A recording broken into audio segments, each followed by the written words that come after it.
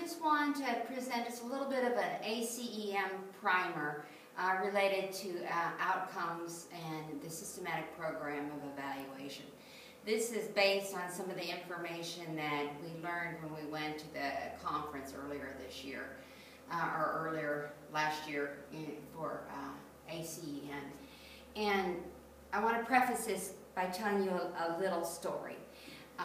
My sister, in her youth, for Thanksgiving, kept on bringing, year after year, different men to Thanksgiving, which is okay, but they all looked very, very similar, and they also had very similar names. We had Matt, we had Mike, we had Mark, we had Mickey, and after a few years it got to be very, very confusing. So what we ended up doing is we started to write the names of these gentlemen on our arms, because otherwise we would get confused and refer to them with the wrong name. Now, the reason I tell you this story is because there are a lot of parallels between that experience and doing the systematic program of evaluation for our upcoming visit. And one of the things that we need to remember is that it's all in the language, and that the expectation is that everyone is well versed and very aware of what the language means. So that's my hidden agenda for presenting today on this topic. And one of the things, again, that ACEM expects is that we all share the systematic program of evaluation, that we have an active part in developing it and monitoring it. We know the results, we know the outcomes. So anyway, we need to start at the beginning and just talk about what the words mean. And any of you guys that have been in graduate school, it gets kind of confusing. What's an outcome versus an objective? And so it's best if we just utilize the definitions provided by ACEM and burn them into our hearts. So the first term that we need to talk about is student learning outcomes. And these are those expected outcomes or competencies that our graduates have developed by the end of the learning program, by the time they graduate. And if you look at it, you can see for the Bachelor of Science of Nursing program, these are those items that are what we think about in terms of program objective, program outcomes. These are those core competencies that we expect our BSN students to have. So when they're talking about student learning outcomes, this is what they're discussing here. So you can see the 9 essentials are there. And then for the AAS program, those look familiar to you as well. Again, remember, these are student learning outcomes. Now, just to put a little bug in your ear, one of the things that we need to be able to say is that our student learning outcomes are also our essential core competencies that we expect our graduates to have, okay? Because they want to know that you have identified core competencies for your students as well. So, again, those are the AAS outcomes, which we are all familiar with. Now the next term, let me pull down here a wee bit.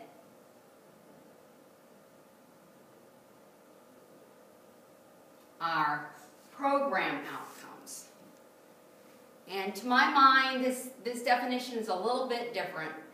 Program outcomes are discrete measures of program success. And in my mind, I think about them being more consumer-driven. These are the kinds of things that we present to our stakeholders. And the whole intention is to show that our program is meeting mission and goals. So this is looking at our completion rates. We say that 75% of our students in the AAS will graduate within 6 semesters. Do they do it? Do they not? What are our job placement rates? What are our pass rates, graduation satisfaction, employer satisfaction? All right. So those are program outcomes.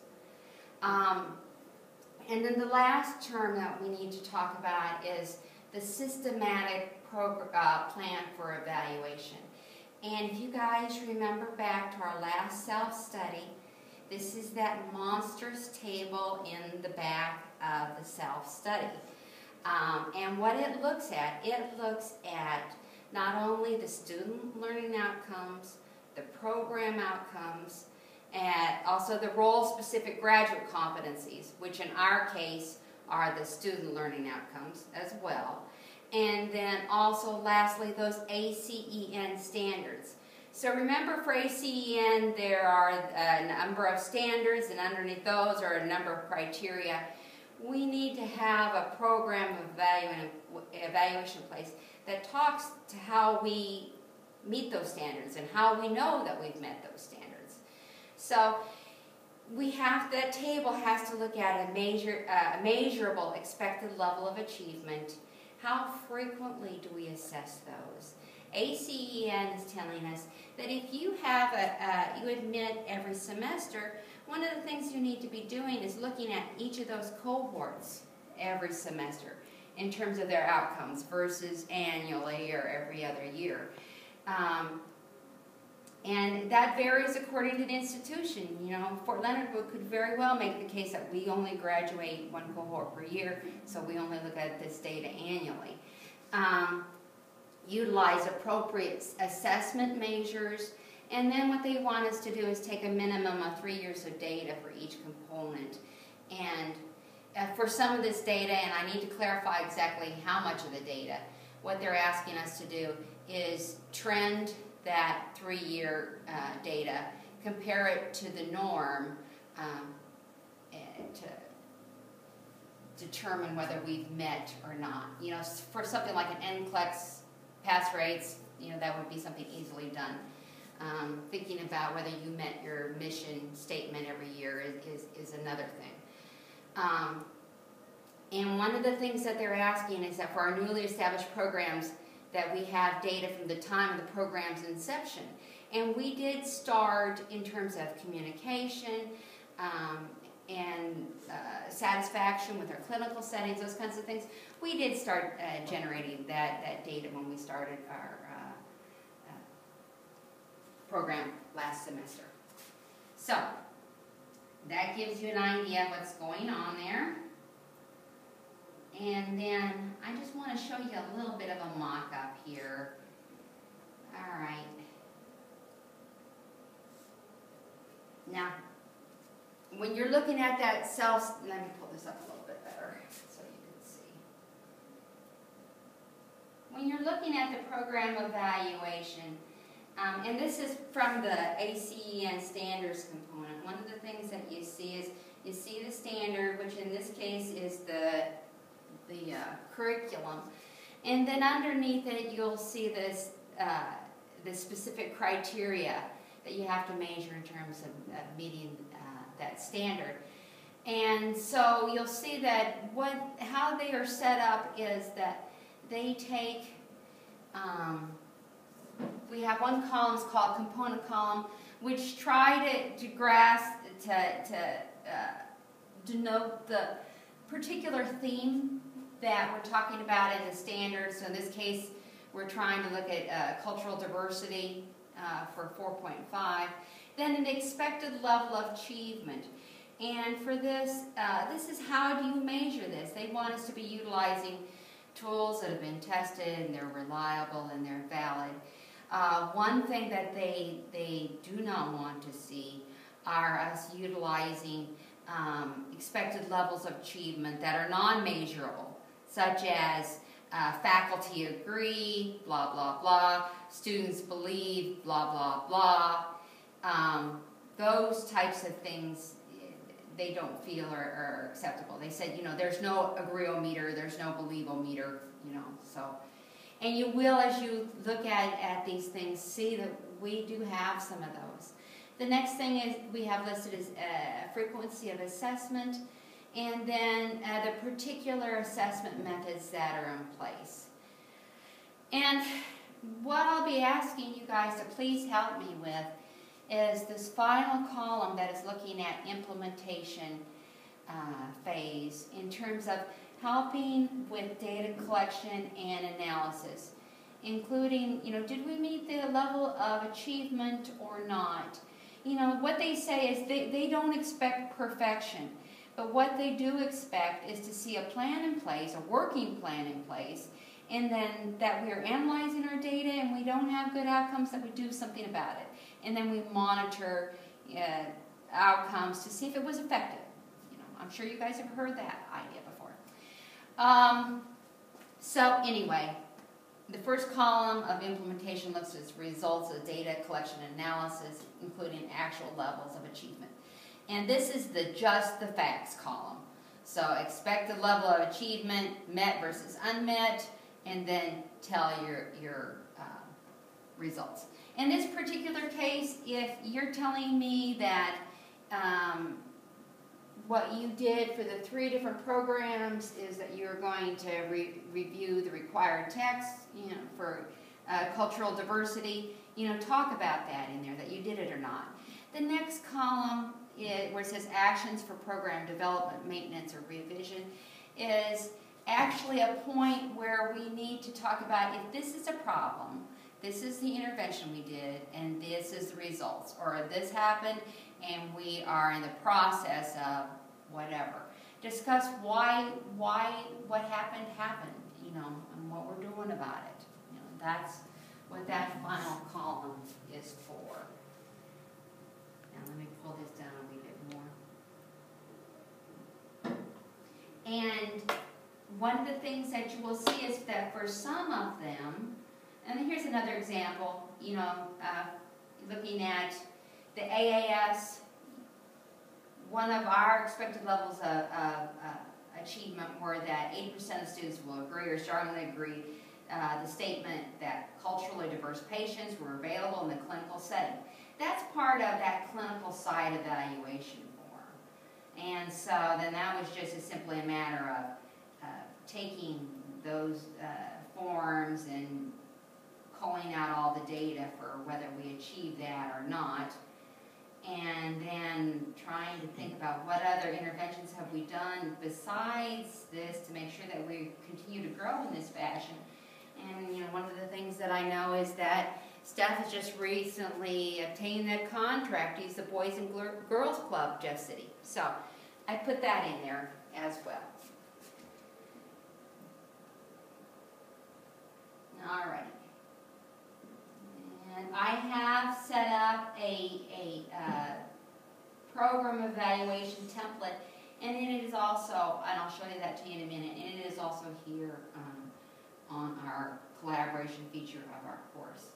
So, in terms of buzzwords and themes, the one that I want to point out is that I am probably the most guilty person in the whole world of doing this, is referring to expected level of achievement as a benchmark.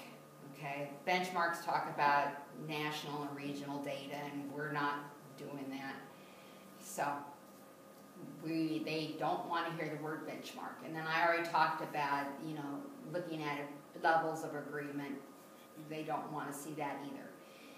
What I'm asking of you folks is if you would please help the person who is on the Outcomes Committee with collecting and analyzing some of this data, because then it demonstrates that this was a group involvement. And as you can see, the various areas are, mission, faculty and student, curriculum, resources, and then outcomes. And these may be familiar for those of you that were here in our last NLN self-study, because these were the standing standards committees, subcommittees that we had. And what I've done is I've approached some people on these committees, like for example faculty and student and curriculum, and given them just a little bit of a template to help them in terms of collecting data.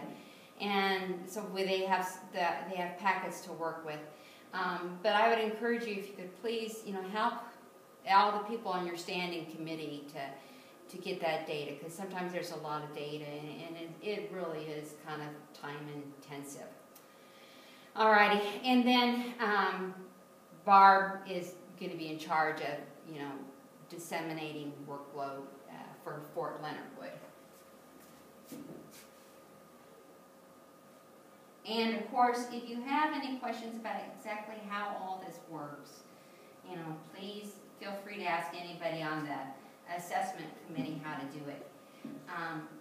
Now the next thing, if I can get back, how do I do that? That's not being effective. If I close that, what happens? Here, let me go here. There we go. All right. We're going to use technology to help us in terms of collecting all this data. And so what I have done, and this is a lengthy document, so when you guys open this up, please feel free to give it time to load because it takes a couple minutes. But I've put the entire table underneath the collaboration feature on our LU nursing course. And you have, in order to be involved with inputting data, you have to have a Gmail account. And those are relatively painless to set up. So if you're going to be working on this, please get a Gmail account and send it to me, and I will list you as one of the editors. The neat thing about this collaboration tool is we're working in Google Docs. It saves itself automatically frequently, so nothing can get lost, and people can be collaborating at the same time. Yesterday, Ann and I were working on data at the same time, same document. No difficulties at all. So, if you're charged with inputting, analyzing data, and recording it, this is where you're going to find that tool to do that. Let me see if there's anything else that I need to tell you. 92 pages. Yeah. Oh, I guess the only other thing that I can tell you is for some of these areas you need to be a little bit careful because the expected outcome varies according to the program. The RN to BSN program may have an expected outcome which is different from the one that is the expected outcome for the AAS program. So you kind of have to keep in line with which population we're talking about. That is about all I have to tell you guys in terms of what we're working on. I am hoping that people can have all their data analyzed and to me by March 2nd. That gives us turnaround time to get it written by the following week and ready to go to ACEN. I'm sure I've forgotten something. Oh, I know what I wanted to say. If you have any questions, please ask someone on the committee or run me down and I will be glad to answer as much as I can. Thank you much. Bye-bye.